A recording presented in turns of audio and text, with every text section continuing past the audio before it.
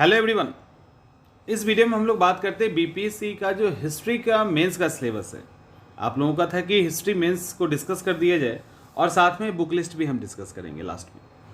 Syllabus को discuss करने के साथ साथ एक ही साथ हम लोग ये भी करते चलेंगे कि कैसे उसको आप अप्रोच करें ताकि बहुत जल्दी आप हिस्ट्री के सिलेबस को कवर कर लें। हिस्ट्री का सिलेबस दिखता बहुत बड़ा है भी, और लेकिन आप इसको अकॉर्डिंग टू क्वेश्चन जब आप क्वेश्चन देखेंगे तो आपका सिलेबस को छोटा कर सकते हैं और सवाल अक्सर हम वहीं से आता है। जैसे अब हम लोग देखते हैं एंशिएंट हिस्ट्री के अंदर एक ये बड़ा पोर्शन है। एंशिएंट हिस्ट्री एक बहुत बड़ा पोर्शन है। यहाँ इसकी स्टार्टिंग स्टोन एज से नहीं होती है, ये ध्यान रखिएगा। इसकी स्टार्टिंग इंडस वैली सिविलाइजेशन से होती है। तो इंडस वैली सिविलाइजेशन की विशेषताएं, उनका ट्रेड क्यों पतन हुआ और उसके बाद वो किस तरह से सर्वाइव कर रहा है, मतलब उसके बाद भी उनकी फीचर्स अलग अलग जगह देखने को मिलता है, इसके बारे में यहाँ पे सवाल है। इंडस वैली सिविलाइजेशन से सवाल है, ठीक है।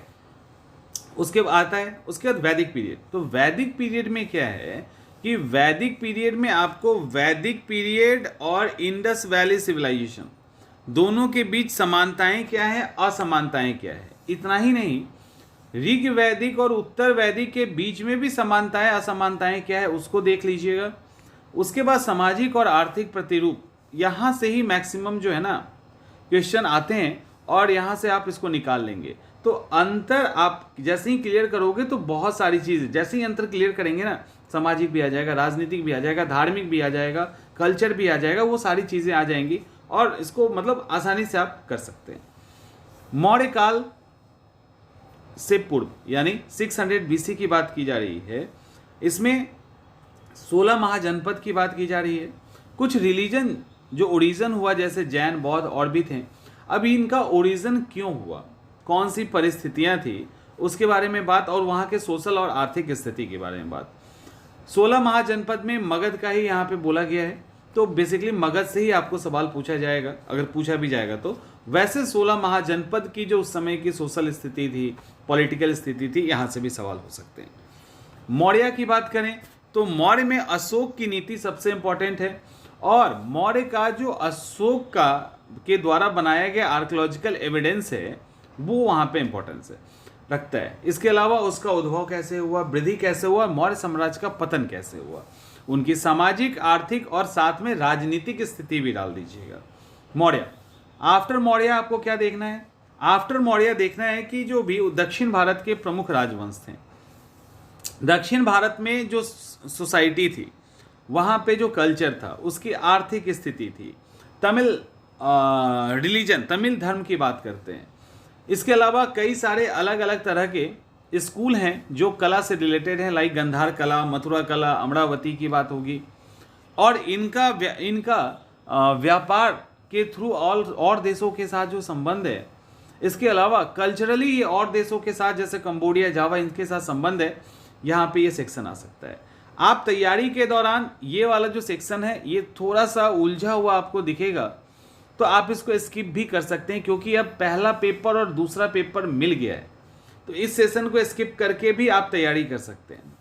इसके बाद गुप्ता पीरियड में जब आप आएंगे तो ये आसान है कि गुप्ता पीरियड को स्वर्ण काल क्यों कहा जाता है, इनका उदय क्यों हुआ और इनका पतन क्या हुआ, सामंतवादी व्यवस्था क्या हो गई थी उसके अंदर, वहाँ पे साहित्य और कला के क्षेत्र में किसका विकास हुआ, ये सारा आप यहाँ पे देख सकते हैं। फिर आफ्टर गुप्ता के अंदर हर्षवर्धन, हर्षवर्धन बहुत ही फेमस है, इसको लोग पढ़ते ही, इसको आप कर सकते हो। यहाँ पे पल्लव की बात की गई है, तो पल्लव के दौरान जो उनका आर्किटेक्चर है वो सबसे ज़्यादा महत्व रखता है। राजा के बारे में भी आप जान सकते हैं। तो उनका प्रशासन और कला, यही दो चीज़ है, खास करके कला, जिससे सवाल पूछा जाता है। तो ये यहाँ पे, और गुप्ता में आपको ज़्यादा नहीं जाना। हर्षवर्धन को उठाइए, पल्लव को उठाइए, बंद कर दीजिए, मत पढ़िए, छोड़ दीजिए उसको। साइंस एंड टेक देख लीजिएगा, लगता है नहीं तो उसको भी छोड़ सकते हैं आप। फिर मध्य युग में जब आप आएंगे तो राजपूतों के बारे में, उनकी जो स्ट्रैटेजी होती थी, उनकी जो सामाजिक स्थिति थी, इन सबको आपको देखना है। यहाँ पे इसको शॉर्ट कर दिया गया है। यहाँ पे जो मध्यकाल है उसको शॉर्ट किया गया है यहाँ पे, बट इस सेक्शन में खास करके 750 से 1200 जब दिल्ली सल्तनत की स्थापना हुई थी उसके बीच का जो इतिहास है ना, यहाँ पे आपको थोड़ी परेशानी हो सकती है, क्योंकि यहाँ पे राष्ट्रकूल, यहाँ पे चोल की बात की जाएगी, दक्षिण भारतीय समाज की बात की जाएगी, तो ये आपको थोड़ा सा परेशान कर सकता है।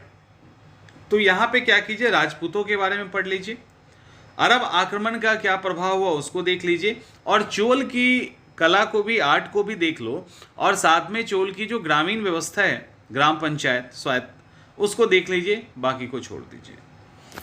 अब आएंगे जब मध्यकाल में, तो दिल्ली, मतलब जब सल्तनत काल की स्थापना हुई उस समय की परिस्थितियां, भारतीय समाज पे उनका क्या इम्पैक्ट पड़ा, उसके बाद ये खिलजी की बात स्पेशली कर रहे हैं, तो खिलजी को आपको देखना है, जिसमें अलाउद्दीन खिलजी की बाजार नीति से रिलेटेड और प्रशासनिक नीति ये इंपॉर्टेंट है। मोहम्मद बिन तुगलक का जो सिद्धांत था वो आपको यहाँ पे देखना पड़ेगा। मोहम्मद बिन तुगलक की जो प्रशासनिक नीतियाँ थी, उन्होंने जो डिसीजन लिया, जो गलतियाँ की, वो सारी चीज़ें। फिरोज शाह तुगलक के टाइम में धार्मिक नीति और लोक निर्माण, क्योंकि इन्होंने ये काम किया है, तो दिल्ली सल्तनत का ये फेमस रूलर है, इनके बारे में आपसे सवाल आएगा, ठीक है। और इन्होंने क्लियर कर दिया, मोहम्मद बिन तुगलक पूछेंगे, खिलजी पूछेंगे, फिरोज शाह पूछेंगे, तो उसी के पेरीफेरी में आपको रहना है। दिल्ली सल्तनत का विघटन कैसे हुआ, ये भी आपको देखना है कि दिल्ली सल्तनत का विघटन किस प्रकार होता है। इसके बाद अब यहाँ पर दिल्ली सल्तनत में जो सोसाइटी थी, जो उद्योग धंधे थे, जो बिजनेसमैन थे, उन सब के बारे में आपको थोड़ा सा देखना है, और इस्लाम का क्या प्रभाव पड़ा, लाइक सूफी आंदोलन, भक्ति आंदोलन। सूफी आंदोलन और भक्ति आंदोलन में क्या अंतर है। भक्ति आंदोलन में कई सारे आंदोलन हुए, और इन्होंने, भक्ति आंदोलन और सूफी आंदोलन ने समाज पे किस तरह से असर डाला, उसको देखना है। विजयनगर साम्राज्य की उत्पत्ति कैसे हुई, वहाँ का साहित्य, संस्कृति और इनका विघटन कैसे हुआ, ये भी आपको देखना है।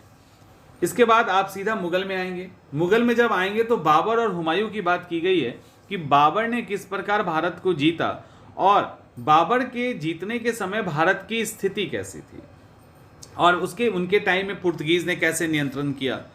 इसके बाद आपको शेरशाह सूरी, क्योंकि शेरशाह सूरी एक अच्छे एडमिनिस्ट्रेटर थे, तो उनके द्वारा किया गया प्रशासनिक कार्य, उनके द्वारा रेवेन्यू में जो चेंजेस लाए गए, राजनीति के अंदर जो चेंजेस लाए गए, ये सारी चीज़ें, इनके द्वारा जो वेलफेयर काम किया गया, वो सारा पूछा जा सकता है। उसके बाद अकबर, तो अकबर एक महान शासक था ही। अकबर के बारे में कि अकबर ने किस तरह से राजनीतिक एकता की स्थापना की, उनके अधीन जो भी राज्य थे उनके साथ उनका रिलेशन कैसा था, धार्मिक प्रचार प्रसार किस तरह से किया, गैर मुसलमानों के साथ संबंध, ये इंपॉर्टेंट है, किस प्रकार से था और किस प्रकार से अलग था, ये भी यहाँ पे सवाल आएगा। उसके बाद इनके टाइम में जो भी लैंड रेवेन्यू पॉलिसी थी, मनसबदारी व्यवस्था है, जागीरदारी व्यवस्था है, इसको आपको देखना है। औरंगजेब की धार्मिक नीति बहुत ही इंपॉर्टेंट है, और औरंगजेब जब था तो उस समय मुगलों का दक्षिण में विस्तार, औरंगजेब के खिलाफ अलग अलग तरह के विद्रोह, उसका रिजल्ट क्या हुआ, ये आपको देखना है। इसके अलावा मराठा को आप देख लो, उसके बाद इस सेक्शन को आप छोड़ सकते हैं चाहे तो। मराठा को सीधा देखिए, शिवाजी की उत्पत्ति कैसे हुई, पेशवा के अधीन क्या चल रहा था, इसके अलावा तीनों पेशवा के अधीन राजनीतिक संरचना कैसी थी, चौथ सरदेशमुखी क्या होता है, पानीपत की तीसरी लड़ाई का कारण क्या था, प्रभाव क्या हुआ और वहीं क्यों लड़ी गई, ये भी आपको देखना है। और इसका इम्पैक्ट क्या पड़ा, एक बड़ा इम्पैक्ट देखने को मिलता है, क्योंकि इसके बाद मराठा कमजोर होगा और एकमात्र यही थी अंग्रेज को टक्कर देने वाले। उसके बाद मुगल साम्राज्य का विघटन और नए नए राज्य जो छोटे छोटे उभरे, उनके बारे में आपको शॉर्ट डिटेल, और क्यों पतन हुआ इसको भी। इसके बाद सेक्शन आता है मॉडर्न हिस्ट्री का। तो मॉडर्न हिस्ट्री में स्टार्टिंग आप कर सकते हैं कि अंग्रेज के द्वारा भारत पे जो विजय हुआ, उस समय जो भी रीजनल क्षेत्रीय राजा थे या क्षेत्रीय हिस्सा था, जैसे बंगाल, महाराष्ट्र, सिंध, इन सब जगह पे किस तरह से उनको विरोध का सामना करना पड़ा, और कौन सी ऐसी परिस्थिति थी जिसके कारण अंग्रेज भारत पे आसानी से अधिकार कर लिए। उसके बाद इस सेक्शन को आप छोड़ सकते हैं। जब अंग्रेजों ने अधिकार किया उस समय भारत की स्थिति और उसने प्रशासनिक ढांचे में क्या परिवर्तन किए, रेवेन्यू के अंदर, जुडिशरी के अंदर, एजुकेशन के अंदर, तो हर तरह से जो ब्रिटिश सरकार ने अपने लिए जो चेंजेस किया भारत के अंदर, उन सबको आपको इसके अंदर बताना है।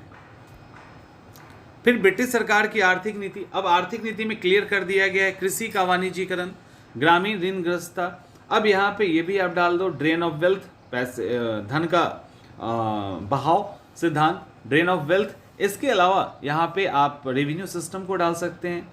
कुटीर उद्योग का विनाश कर दिया गया, तो ईसाई मिशनरी की गतिविधि आप डाल सकते हो। तो ये सारी चीज़ें यहाँ पे आएंगी। इसके बाद एक टाइम आया जो भारतीय समाज में पुनर्जागरण वाली स्थिति आई। धार्मिक सुधार आंदोलन हुआ, सामाजिक सुधार आंदोलन हुआ, और उसके अंदर क्या क्या चीज़ें थी, कौन कौन से वो फेमस लोग थे जो उसके अंदर इन्वॉल्व थे। इसके बाद अलग अलग तरह के विद्रोह हुए, जिसमें नागरिक विद्रोह भी है, कृषक विद्रोह भी है, जनजाति विद्रोह भी है। तो इस तरह का जो ट्राइबल विद्रोह है, एग्रीकल्चर माने पीजेंट विद्रोह है, ये सब आपको देखना है। और तब आएंगे जो बड़ा सेक्शन है, वो है भारत में राष्ट्रवाद का विकास। राष्ट्रवाद का जो विकास था उसका सोशल बेस क्या था, विनम्र राष्ट्रवाद और उग्र राष्ट्रवाद में क्या था, या कांग्रेस की उदारवादी नीति और उग्रवादी नीति क्या थी, क्रांतिकारी दल क्या था, आतंकी सांप्रदायिकता का उदय कैसे हुआ, गांधी जी का उदय कैसे हुआ, जन आंदोलन, गांधी जी के आने के बाद क्या क्या चेंजेस आए, उनके जन आंदोलन का यूनिक तरीका क्या था, सविनय, असहयोग, भारत छोड़ो, ट्रेड यूनियन, किसान आंदोलन, ये सारी चीज़ें आपको यहाँ पे देखनी है।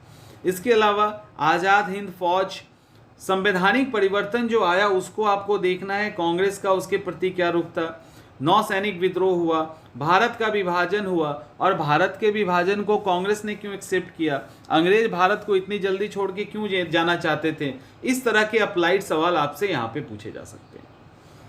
फिर वर्ल्ड ज्योग्राफी की, वर्ल्ड हिस्ट्री की अगर हम बात करें तो यहाँ पे जितने भी भौगोलिक खोजें हुई, लाइक सामंतवाद का भौगोलिक खोजें जो हुई उसको आपको एक बार देखना है उसको। फिर यहाँ पे आपको देखना है सामंतवाद कैसे समाप्त हुआ, फ्यूडलिज्म कैसे समाप्त हुआ, कैपिटलिज्म कैसे आया, पुनर्जागरण आपको देखना है कि यूरोप में पुनर्जागरण क्यों आया और इटली में ही सबसे पहले पुनर्जागरण क्यों आया, ये सारी चीज़ें। इसके अलावा इंग्लैंड के संसदीय संघों का विकास, 30 वर्षीय युद्ध से सवाल कई बार पूछा गया है और इसका इंपॉर्टेंस क्या है यूरोप के इतिहास में। फ्रांस की क्रांति, अमेरिका की क्रांति, इसका इंपॉर्टेंस, रेनेसा की यहाँ पे बात की गई है, उसका इंपॉर्टेंस, नेपोलियन युग, और वर्ल्ड हिस्ट्री में इसका क्या रोल है। औद्योगिक क्रांति कैसे आई, कौन से चेंजेस आए, और इंडस्ट्रियल रेवोल्यूशन से किस तरह उपनिवेशवाद और बढ़ा, किस तरह से इसने वर्ल्ड वार की तरफ लोगों को, देशों को झोंक दिया। इसके अलावा अलग अलग राष्ट्रों का सुदृढ़ीकरण, इटली का एकीकरण, जर्मनी का साम्राज्यवाद, अमेरिका का सिविल युद्ध, ये सारी अफ्रीका के अंदर, एशिया और अफ्रीका में उपनिवेशवाद और साम्राज्यवाद, जापान एक बड़ी शक्ति के रूप में उभरा, जापान का आधुनिकीकरण, चीन और उसकी पश्चिमी शक्तियां। तो ये सारी चीज़ें छोटे छोटे टॉपिक में हैं जिसको आपको लिख के तैयार करना है। अब दूसरा है कि यूरोपीय शक्ति और ओटोमन एम्पायर, इसको भी एक बार कर लीजिएगा। हाँ, फर्स्ट वर्ल्ड वार और सेकेंड वर्ल्ड वार आपको करना ही करना है। फर्स्ट यहाँ पे है, अब फर्स्ट वर्ल्ड वार कैसे हुआ, क्यों हुआ, उसका रिजल्ट कैसे था, वर्साय की संधि ने किस तरह से, उसी के अंदर बीज था सेकेंड वर्ल्ड वार का। इसके अलावा इंडोनेशिया, चीन और इंडोनेशिया, हिंद चीन, इन सब में जो आंदोलन हुआ उसकी बात, चीन में साम्यवाद का कैसे उदय हुआ, अरब क्षेत्र में जागृति कैसे आई, जागृति कैसे आई, इसको आप देखिएगा। यानी अरब राष्ट्रवाद का उदय कैसे हुआ ये देखना है। इसके अलावा आपको मंदी तो देखनी ही है, वैश्विक मंदी, और उसमें फ्रैंकलिन डी रूजवेल्ट का जो नया व्यवहार था उसके बारे में, इटली का मुहबाद, जर्मनी का नाजीवाद, जापान का सैन्यवाद, सेकेंड वर्ल्ड वार का स्टार्टिंग क्यों हुआ, कारण क्या था, उसका परिणाम क्या था, ये। अब वर्ल्ड, इसके अंदर जो भी बड़े बड़े टॉपिक हैं उसको आपको कवर कर लेना है, सवाल वहीं से आ जाएंगे, छोटे टॉपिक को छोड़ दीजिएगा, जहाँ पे उलझन है उसको आप छोड़ सकते हैं। अब सवाल उठता है बुक लिस्ट के लिए, तो आप किताब के लिए history of modern India, Shekhar Bandyopadhyay या बिपिन चंद्रा का, इसके अलावा एक किताब है read a brief history of modern India, ये राजीव अहिर की किताब है और हिंदी इंग्लिश दोनों में अवेलेबल है। Indian struggle of independence Bipin Chandra की किताब है। एंशिएंट की बात करें तो आर एस शर्मा, जयंत श्रीमाली और केसी श्रीवास्तव, अच्छी किताब है इन सब की। The wonder that India was, A L Basham की किताब है, ये भी आपको इंग्लिश और हिंदी में अवेलेबल है। Medieval India part 1 part 2, Satish Chandra की किताब काफ़ी अच्छी है, ज़्यादा मोटी भी नहीं है और आप आराम से यहाँ से कवर कर लेंगे। और मॉडर्न हिस्ट्री की अगर हम बात करें तो नॉर्मन लुई, अर्जुन देव और दीनानाथ वर्मा, तो ये किताब आप मॉडर्न हिस्ट्री के लिए फॉलो कर सकते हैं। इसके अलावा किसी का भी एक नोट्स आप फॉलो कर सकते हैं और प्रीवियस ईयर के जो क्वेश्चन पेपर हैं उसको अच्छे से तैयार कीजिए। मैक्सिमम क्वेश्चन तो आपके रिपीट हो जाएंगे, उसको तैयार करके जाइए, आसानी से लिखिए और बेहतर नंबर आ जाएगा। तो हम लोग मिलते हैं अगले किसी और सब्जेक्ट के साथ।